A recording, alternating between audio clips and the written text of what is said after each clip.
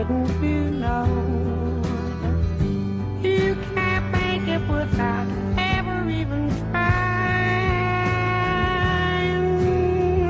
And something's wrong. Bonjour à toutes, bonjour à tous. C'est toujours un plaisir de vous retrouver pour un nouveau numéro du JT Montagne. Cette semaine, nous nous trouvons au cœur de la réserve du bout du lac d'Annecy à l'occasion de l'extension de son territoire protégé. Et pour commencer, on retrouve la news. Et pour commencer, on part en Himalaya, sur les pentes du plus haut sommet du monde. En effet, depuis le début de la saison propice aux ascensions, commencée fin avril, on ne dénombre pas moins de 4 alpinistes qui ont trouvé la mort sur les flancs du point culminant terrestre. La série noire avait commencé il y a quelques jours à peine avec le décès d'une Australienne de 34 ans et d'un Néerlandais de 36 ans, mort d'épuisement, vraisemblablement aggravé par le mal des montagnes après être arrivé au sommet quelques heures plus tôt. Ce week-end, c'est l'alpiniste indien Subhash Paul, 43 ans, qui n'a lui non plus pas survécu à la descente. Parti avec l'agence Trekking Camp Népal, il faisait partie d'un groupe de 4 Indiens qui avaient perdu le contact avec leur agence samedi après-midi. 2 autres membres de l'expédition sont toujours portés disparus. Il s'agit donc là d'une très mauvaise reprise économique pour le Népal dont le trekking et les ascensions sur les hauts sommets restent l'un des principaux moteurs.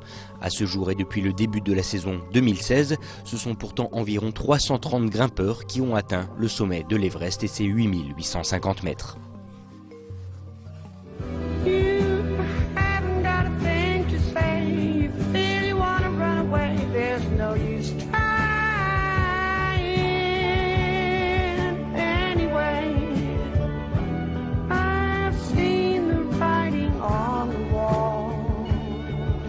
Je vous propose maintenant un sujet qui s'intéresse à d'autres zones protégées et à la faune qui leur est liée.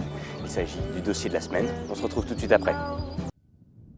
Le barrage hydroélectrique du Mont-Cenis à sec, une image rare qui n'arrive au mieux que tous les 10 ans.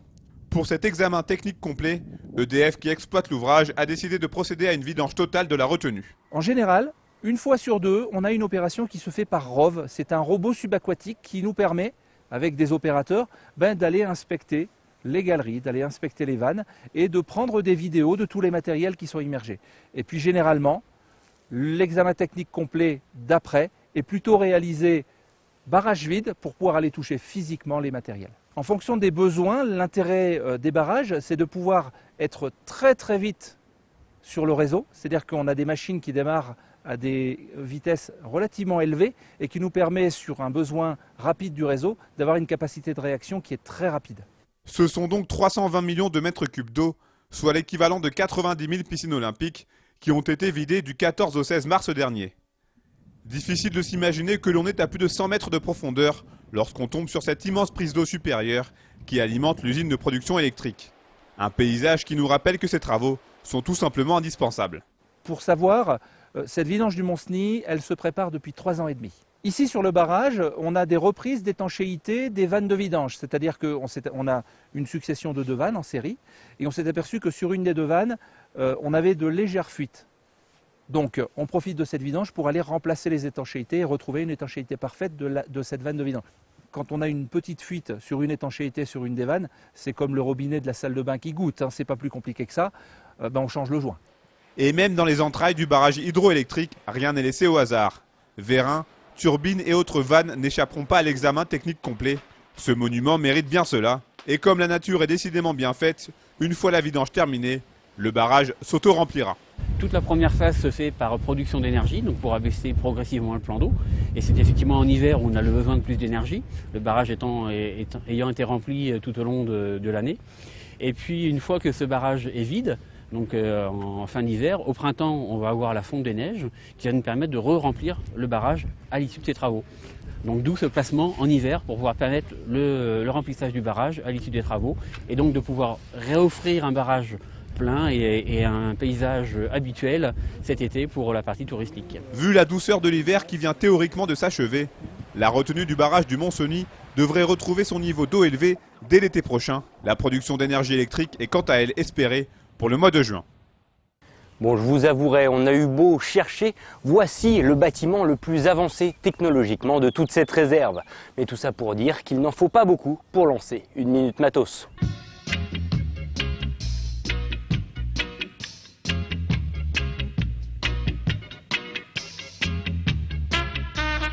Après la tente canadienne et le dôme, voici la Flying Tent, la tente qui se transforme en poncho et en hamac.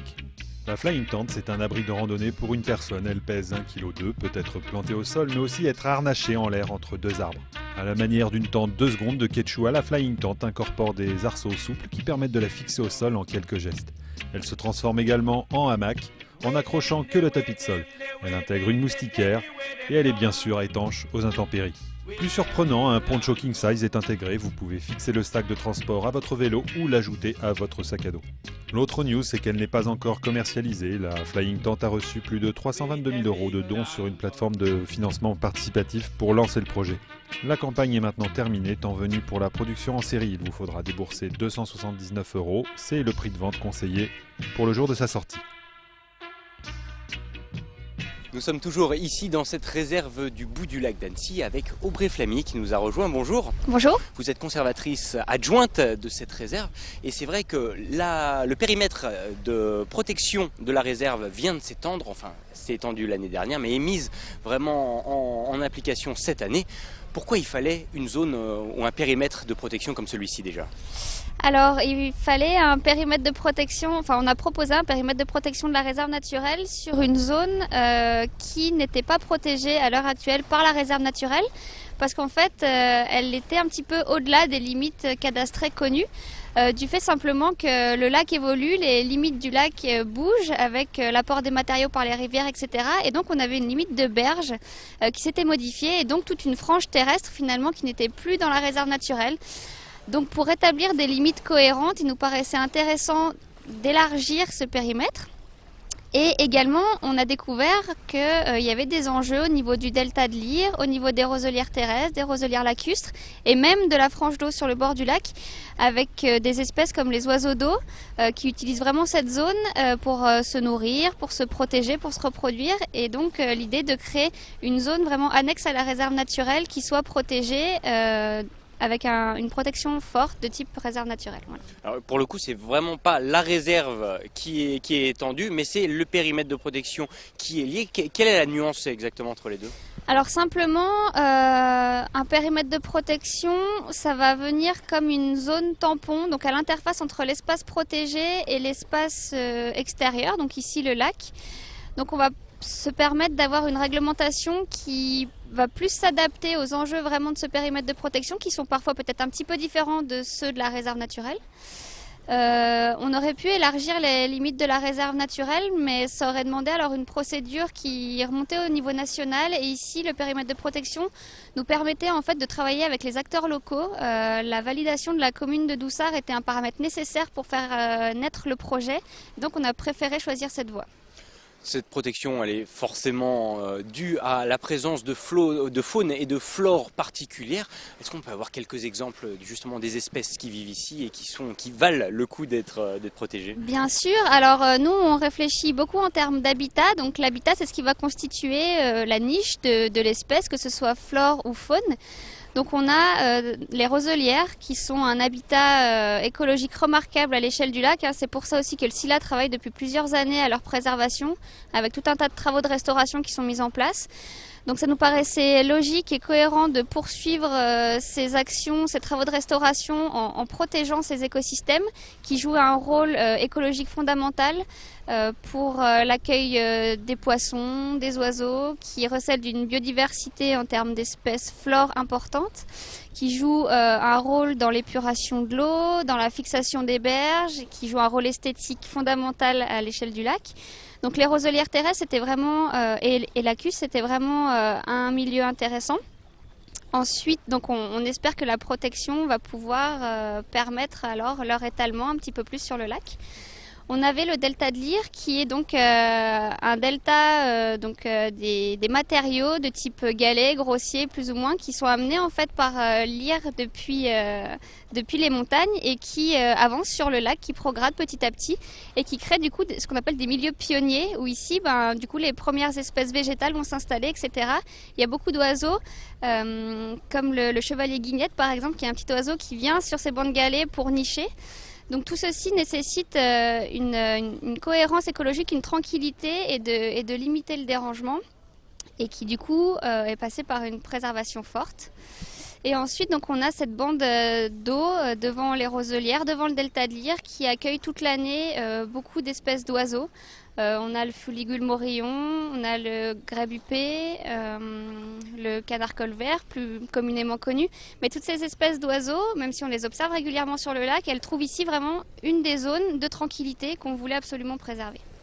Merci beaucoup Aubrey pour toutes ces précisions. Pas de quoi. Voilà, ce JT Montagne est maintenant fini pour aujourd'hui.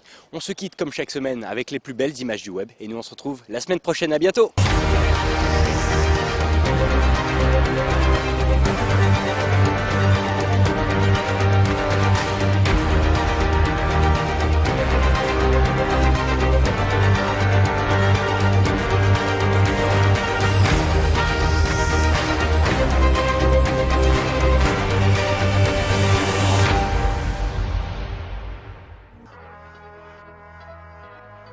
Vous le savez tous, au JT Montagne, depuis le mois de janvier, on a la nostalgie du Népal. Ça tombe bien, le projet 360 nous y emmène avec cette vidéo postée dimanche dernier.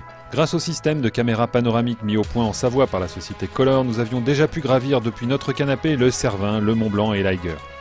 Maintenant, c'est le grand patron que vous pouvez visiter, j'ai nommé Monsieur Chomolungma, Everest. 4 Sherpas népalais ont accompli l'ascension par la face sud en emmenant le système de caméra sur leur dos. On peut les suivre dans tous les passages mythiques de l'ascension entre le camp de base et le sommet. La cascade de glace de Khumbu, la vallée du silence, la bande jaune, l'éperon des Genevois, le ressaut Hilary. Pour les Sherpas, ce genre d'image pourra aussi permettre aux Himalayistes de mieux préparer leurs prochaines expéditions. Au total, le projet 360 a baladé ses caméras sur 40 des plus grandes voies du monde. Une bonne raison pour rendre visite à son site internet. On vous laisse là-dessus, soyez prudents en montagne et après vous avoir rappelé que vous retrouverez l'émission sur le replay et la page Facebook de 8 Mont Blanc, on vous dit à la semaine prochaine.